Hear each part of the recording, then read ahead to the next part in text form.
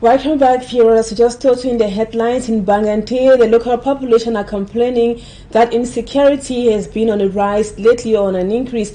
Recently, some angry commercial motorbike riders burned to death a suspected armed bandit in Bangante, and they complain that the insecurity situation in Bangante is very dire at the moment.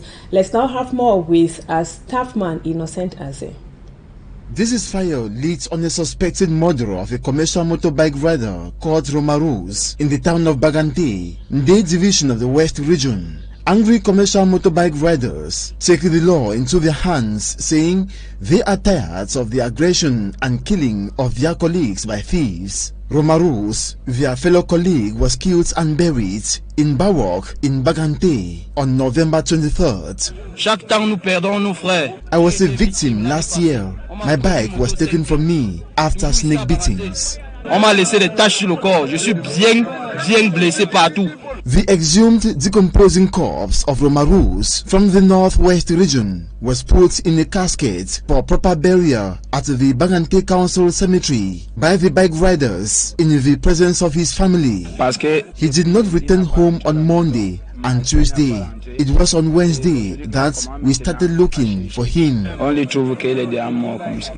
Ewango Budu, Senior Divisional Officer for the Nde Division, the subsequent day held a crisis meeting to throw more light on the incident, shunning it and urge the population to double vigilance in order not to fall in the dragnet of criminals and assassins in Bagante.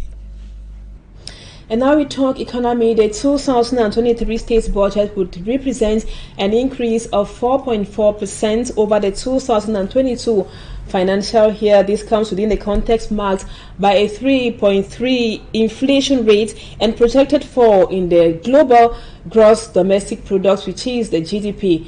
Let's now have more with Informe and Strong Sander. Balance in revenue and expenditure at 6,345.4 billion francs CFA. The state budget for 2023 financial year will represent an increase of 264.7 billion francs CFA, or a 4.4% increase over the 2022 financial year. Scrutinized at the National Assembly, it is being presented within a context characterized by a slowdown in economic growth, projected at 2.7% at the international level in 2023, a projected inflation rate of 3.3% within the CEMAC sub-region, and a 6.5% rate on the global scale. Global inflation rate is expected to reduce to 6.5% as a result of the disinflationary monetary policies implemented by the central bank. The global context in 2023 will be marked by the persistent risks of deteriorations of the economic outlook, due in particular to the Russo-Ukrainian conflict, constant oil price fluctuations, and energy and food prices shocks. At the national level, the macroeconomic projections point at a 4.2% growth rate compared with 3.7% in 2022. Despite the contradictions of activities in the oil sector.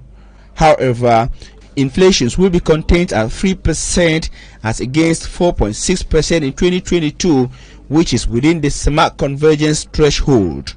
The overall fiscal policy objectives will remain fiscal consolidation with an overall GDP deficit of minus 0.4% compared with 2% in 2022, representing a 1.1% reduction in deficit. The overall budget of 6,274.8 billion francs CFA, with the appropriation account totaling some 70.3% down from CFA 102.7% CFA due to the withdrawal of the special appropriation account initially earmarked to finance the coronavirus pandemic control. In its broad outline, domestic revenue and grants are projected at CFA 4,676.4 billion francs CFA.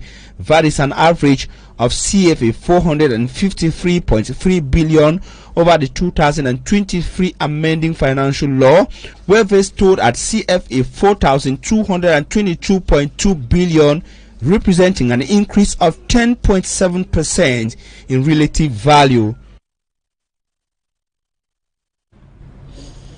Still in economy, owners of printing press in Cameroon are blaming the war in Ukraine and also high custom duties for the rise in the prices of textbooks in the country. According to the printers, the government spends over 500 billion francs CFA yearly to import textbooks, which at times they say is of doubtful quality or low quality. Let's now have more with Immaculate Fogwe. Owners of printing press in Cameroon are facing challenges importing raw materials needed for the production of textbooks and newspapers. The escalation of the Russia-Ukraine war has been advanced as one of the major reasons for the price hike. Importers equally decry high taxes demanded at the port, making it hard for them to satisfy rising demand. Consequently, the country has resorted to importing textbooks from neighboring countries which sometimes are not of good quality. According to owners of printing press, the government spends over 500 billion francs CFA yearly to import textbooks and other manuals.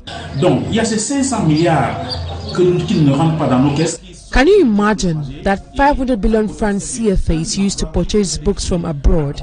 This amount is able to create jobs for about 200,000 people in the country. We have several printing press in the country, but they are neglected by the government.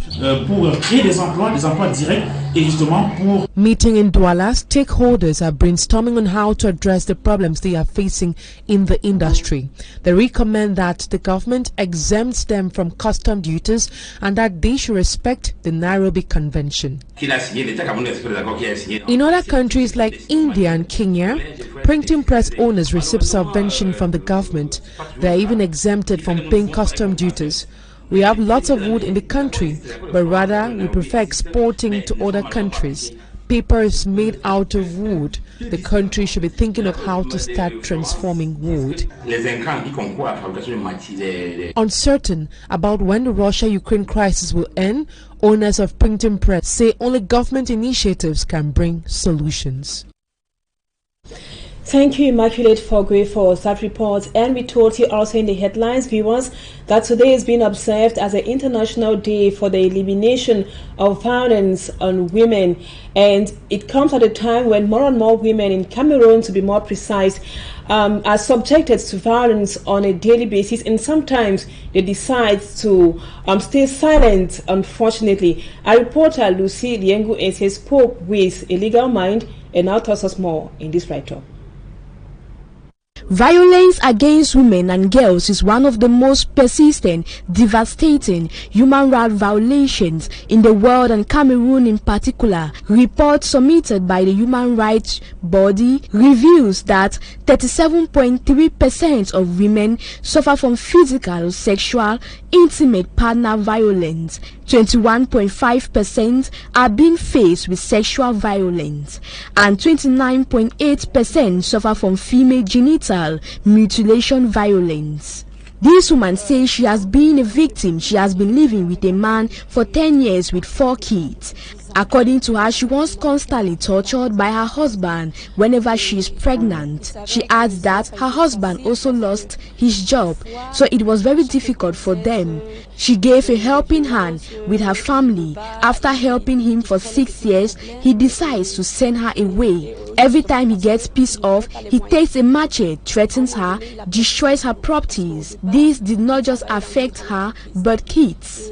All this while, she has been scared to report to the police and social affairs. But due to the continuous threat, she is really left with no choice. Barrister Amugu Remind says violence against women continues to be an obstacle in achieving equality, development, as well as fulfillment of women's human rights. The number of women that face marital issues are rising by the day, but so many men find pleasure in tormenting women, in causing them harm, be it psychological or physical. Most of the women I have had who have consulted me, who have come to consult me, have to do with domestic violence especially. Women go through a lot in their day-to-day lives. I can call them the endangered gender. Barrister Amugu Remind also brings to light the fact that most women shy away from reporting violent cases. We have a lot of these cases of violence in courts, but the number that come up in courts they are far lesser than the number that actually occurs, that actually takes place. You understand? Because very few come up. She adds that in Cameroon there are laws that protect women against violence. The United Nations Commission on Human and People's Rights, precisely the protocol to the African Charter on Human and People's Rights on the rights of women. From the international plan, we have laws that have been put in place to protect the rights of women. According to the United Nations Human Rights Body, the theme for this year is eliminating violence against women. And now we are already in the weekend. Now, do you know how smoked fish is being done, taken to the market before to your plate? Our reporter Lucy Liengu is here, followed a smoked fish seller at the New Daido market here in Douala. It is an entire process. Let's now go with them in this write-up. Smoked fish, popularly known as moru, is mostly consumed and preferred by the population. It involves a series of procedures before its final product. Mama Anatasi Zongo says she grew up in the business. I wake up at 5:30 a.m. When I reach here, I put a fish on fire. Later, 6 a.m. Now, from 6 a.m., it can stay on fire for about 4 hours or 5 hours for it to get ready. Starting with the first phase, she says the fish should be put in a basin of clean water. To ensure that hygiene is respected, we wash thoroughly. After washing, the fish should be bent to a C-form. Carefully, the tail of the fish is kept in the fish's mouth. In order not to be injured, since it has sharp teeth, you hold it, open its mouth with its tail, you insert it into the mouth. We move to the second phase, which is the lightening of the fire. On her fire site, she uses a lightening rubber, firewood, sawdust. When the fire is set, the first flames we see is black, but she says it is not appropriate to use it immediately. We have to wait for the dark flames to become white. When you see the flames changing color, it's the rubber that is burning. I cannot put it directly, because since it's black, the fish too can become black. She now takes the drum, puts on the fire. Mama Anatazi says the fire is not supposed to have a direct contact with the fish. On the drum is the grill. She places the fish with the mouth downward. After placing it on the grill, she covers with some cartoons. The flames can go out from the under, but not on top. It has to be well covered for it to get dried. We wait for 2 hours. Let's get to phase 4 of the grilling exercise. Mama Anatazi says we need to be certain that every part of the fish is ready. She places the stomach. Let's now see the outcome of our smoked fish. It is ready for consumption. Let's go to the market. A client who has been waiting says she is very satisfied with Mama's smoked fish. When I buy elsewhere, it's not like hers. She does it so well and with firewood. Smoked moru fish can be eaten in dole, ero, vegetables, and others. She is located at the New Daido market.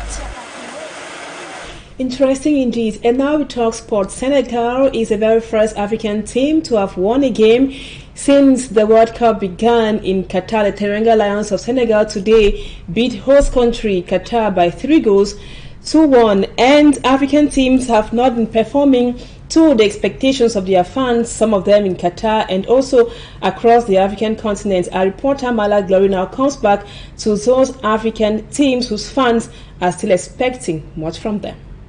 Ghana lost just like Senegal and Cameroon, while Tunisia and Morocco drew their games. African teams are struggling even though each squad had its say and could have a bit of luck. Switzerland in Group G took 3 precious points against Cameroon, 1-0 thanks to a goal from Bril Mbolo. On the indomitable Lions' part, the task already seems impossible. Expectations are high as they will play against Serbia on November 28 and world record Brazil on December 2nd. In Group A, Sadio Mane's absence on injury was felt by the Senegalese team. The Tunisians drew in their first match played against Denmark. They will have to deliver against Australia on November 26 and thinking about maintaining a goal difference. Morocco remain in the race for qualification after drawing with Croatia. They are looking forward to the clash against Belgium on November 27. Andre Ayew and his squad worked hard during a drilling opener. They scored the first 2 African goals of the 2022 World Cup, a close-range shot from Abedi Pelli's eldest son and a nice goal from Osman Boukari. Despite all the efforts, Ghana faced a strong Portuguese team and ended up winning by 3-2. Since the inauguration of the FIFA World Cup in 1930, 13 African nations have participated. Only 3 of them have reached a quarter-final: Cameroon in 1990, Senegal in 2002 and Ghana in 2010. None have ever made it to the semi-finals. A call for African countries to question why their national teams do not go further in international competitions. And still in sports, let's now take this excerpt of the head coach of the Argentina national team, Lionel Scaloni, is talking about the upcoming game against Mexico after their defeat in their previous match. Let's now listen to him in this excerpt. Good afternoon, everyone. Yes, we obviously watched the game, and we are already thinking about Mexico, which will be entirely different. And the way we will play will be similar. We won't change our style due to what happened on Tuesday. That's crystal clear for us. We need to turn the page as we already did and only focus on that we will win against Mexico. We'll play the same way. The interpreters or the players have the last training today. That's when we will be defining the starting 11, but we will play the same. Yes, receive a blow like on the opening match, but we know we need to stick to our guns and to approach the game the same way we had expected, we had prepared beforehand.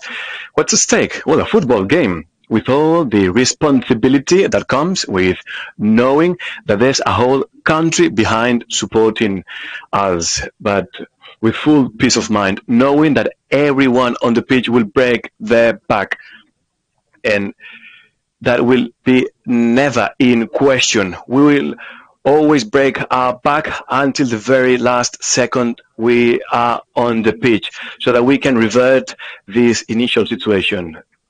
That's non-negotiable. That's it. And also the group training yesterday did half of the training, and he's feeling well.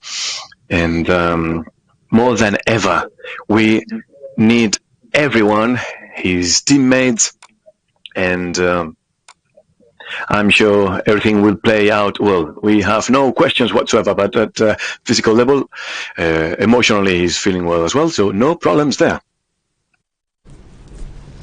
And now, before we take leave of you, our viewers, we get these reports just coming from Yaoundé by our correspondents. They tell us that inhabitants of Yaoundé are complaining that the absence of toilets, especially public toilets, is causing severe health and also environmental hazards. The local population of Yaoundé, most often the inhabitants most often is themselves around street corners. Let's now have more in the following report. Toilets in several public and private institutions in Cameroon's political capital Yaoundé are in a deplorable state. In the absence of public toilets in many parts of the town, making use of the existing ones in some of the institutions is today described by users as a nightmare. Vous entrez dans les édifices publics. Idris Kotu Njoya, in charge of liquid waste management at the Ministry of Finance, says in many public institutions, toilets are out of use. He attributes the situation to lack of maintenance and poor usage. On va dans les camps. Par exemple, on trouve les toilettes qui coulent comme de l'eau. Civil engineer Christine Flo Tala decries the fact that septic tanks in many areas of the town are full and the waste overflowing to the roads, and some of the septic tanks are emptied into water bodies. Les toilettes sont le lieu où on défecte plusieurs sécrétions biologiques. Medics like Dr. Romain Yetna are raising concerns over the devastating health consequences of inadequate toilet facilities and poor management of existing ones. Another side of the problem is the poor civil behavior of some city dwellers who defecate along roadsides and behind buildings. Joel Stanislas Mvongo Aisi, in charge of environmental issues at the Yaoundé City Council, thinks that the solution to this side of the problem is repression. To him, those found guilty should be severely punished. Babila Jonathan reporting there, and viewers, we have come to the end of this edition of the news. Thank you so much for always being there, and have a wonderful weekend in the company of programs on Equinoxe Television. Bye-bye for now.